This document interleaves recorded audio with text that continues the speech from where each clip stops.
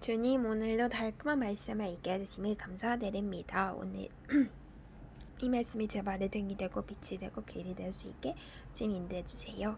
주님, 이 말씀을 통해 항상 말씀해 주시고 이 말씀에 제가 순종할 수 있게, 그리고 이 말씀을 참 뜻을 이해할 수 있게 주님 지혜를 허락하여 주세요.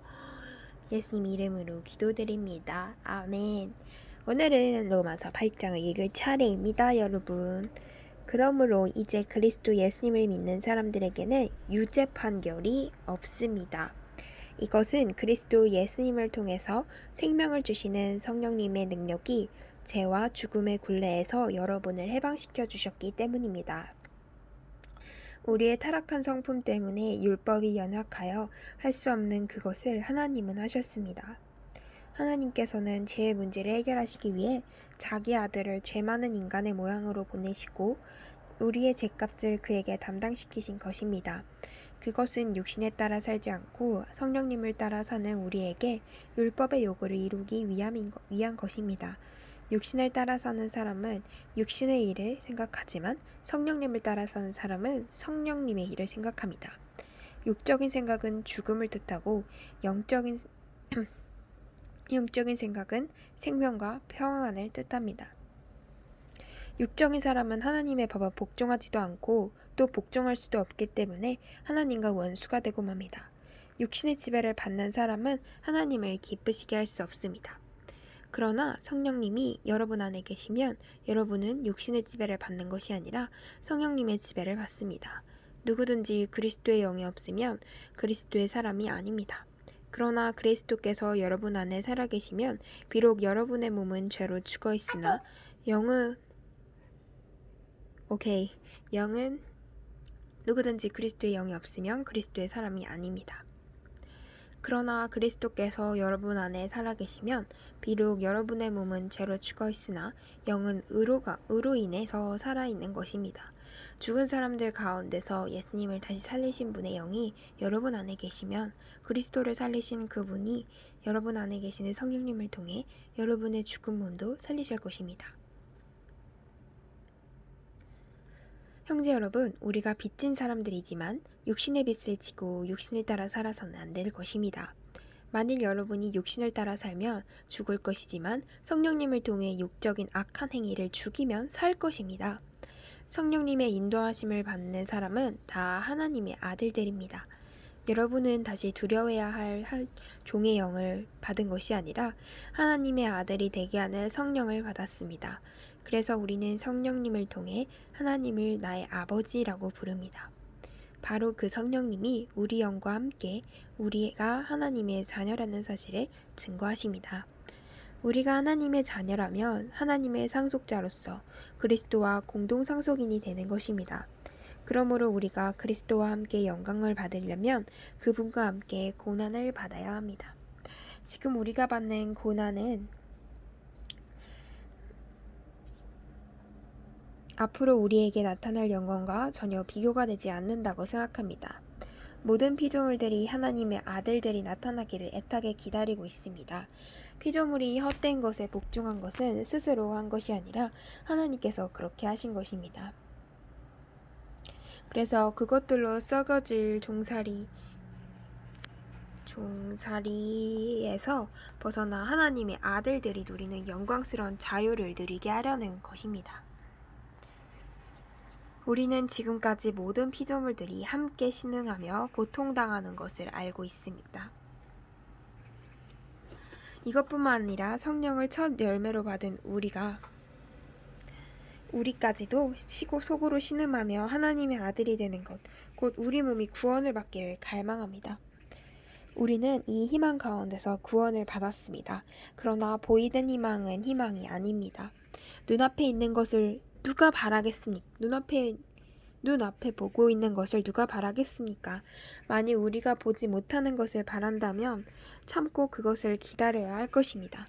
성령님도 우리의 연약함을 도와주십니다. 우리가 어떻게 기도해야 될지 모를 때 성령님이 말할 수 없는 탄식으로 우리를 위해 기도해 주십니다. 사람의 마음을 살피시는 하나님은 성령님의 생각을 아십니다. 이것은 성령께서 하나님의 뜻을 따라 성도들을 위해 기도하시기 때문입니다. 하나님을 사랑하고 그분의 계획대로 부르심을 받은 사람들에게는 결국 모든 일이 유익하게 된다는 것을 우리는 알고 있습니다.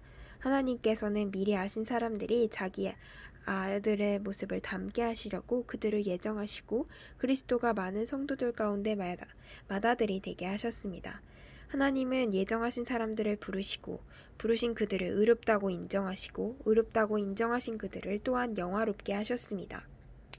그렇다면 우리가 이 일에 대하여 무슨 말을 할 수 있겠습니까? 만일 하나님이 우리 편이시라면 누가 감히 우리를 대항할 수 있겠습니까?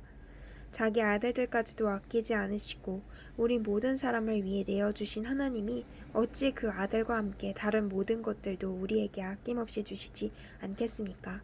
하나님이 택하신 사람들을 누가 감히 고발하겠습니까?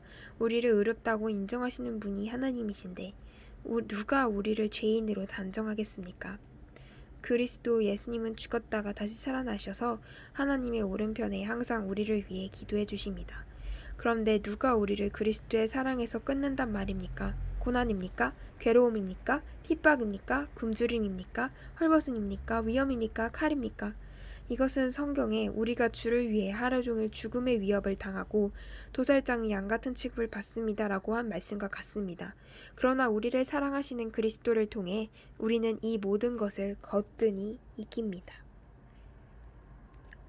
그러므로 죽음이나 생명이나 천사들이나 지옥의 권세나 현재 일어나 장래의 일이나 능력이나 높은 것이나 깊은 것이나 그 밖에 어떤 피조물도 우리 주 그리스도 예수 안에 있는 하나님의 사랑에서 우리를 끊을 수 없다고 확신합니다. 오늘은 하나님의 사랑이 무엇인지 배웠습니다. 하나님의 사랑의 모습으로 성령님을 제시해 주셨는데요. 성령님은 우리 안에 계시고 우리는 육신의 지배를 받는 것이 아니라 성령님의 지배를 받는다는 것을 깨달았습니다. 우리가 삶을 살아가는 이 모든 것, 우리가 육신의 지배를 받을 수도 있지만 성령의 지배를 받아야 함을 우리 오늘 다시 기억해 보도록 합시다. 또한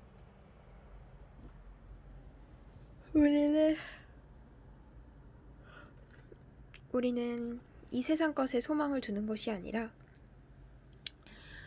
보지 못하는 것, 있으나 보지 못하는 곧 올 하나님의 나라를 기다려야 할 것입니다. 근데 그 마음을 보는 하나님의 나라를 볼 수 있는 건 성령님을 통해 볼 수 있는 것입니다. 하나님을 사랑하고 그분의 계획대로 부르심을 받은 사람들에게는 결국 모든 일이 유익하게 된다는 것을 우리는 기억해야 할 것입니다.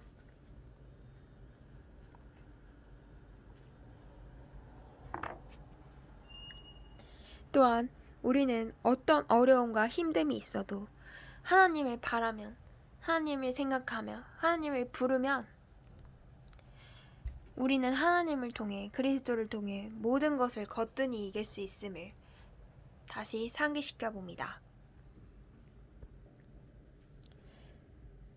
우리는 육신의 지배를 받는 사람이 아니라 하나님을 기쁘게 해드리는 인간임을 기억해야 합니다. 아시겠죠, 여러분?